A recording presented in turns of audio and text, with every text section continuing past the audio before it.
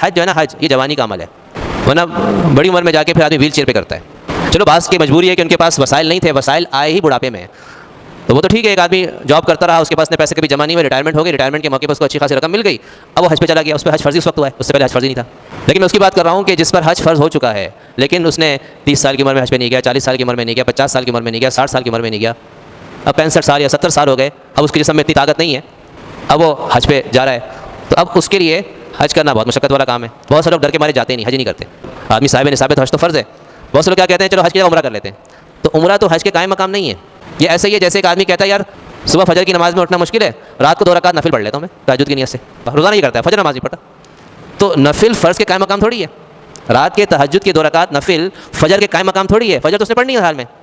تو ایسے ہی عمرہ حج کے قائم مقام تھوڑی ہے۔ عمرہ چاہے وہ 100 بھی کر لے، صاحب نصاب حج تو سے کرنا ہے ایک دفعہ کم از کم، تو جب تک حج نہیں کرے گا 100 عمرے کرنے کا بھی اس سے جان نہیں چھٹے گی، اس کا وہ فرض ادا نہیں ہوگا۔ جس کو اللہ تعالیٰ کے وسائل دیے ہوں تو اور حج کا ارادہ رکھتا ہو تو حج میں تاخیر نہیں کرنی چاہیے، حدیث میں بھی آتا ہے۔ اگر اس نے مثال کے طور پہ سال کے بعد حج کے لیے جانا ہے، سوچا ہے اگلے سال میں جانا ہے، تو اس سے پہلے ایک دفعہ عمرہ کر کے آ جائے، اگر اس کی حج کی بالکل پکی نیت ہے۔ اس سے فائدہ ہوتا ہے کہ آدمی کے لیے پھر وہ جگہ نئی نہیں ہوگی، حج کے لیے جائے گا اس سے دیکھی بھی جگہ ہوگی، اس کو پتہ ہوگا کہ طواف ایسے کیا جاتا ہے، صحیح ایسے کی جاتی ہے، مکہ کا محل وقوع ایسا ہے، ایسے وہاں کی جگہ ہیں، تو وہ ساری چیزوں سے واقف ہوگا، تو اس کے لیے حج کرنا پھر بھی قدرے آسان ہو جائے گا۔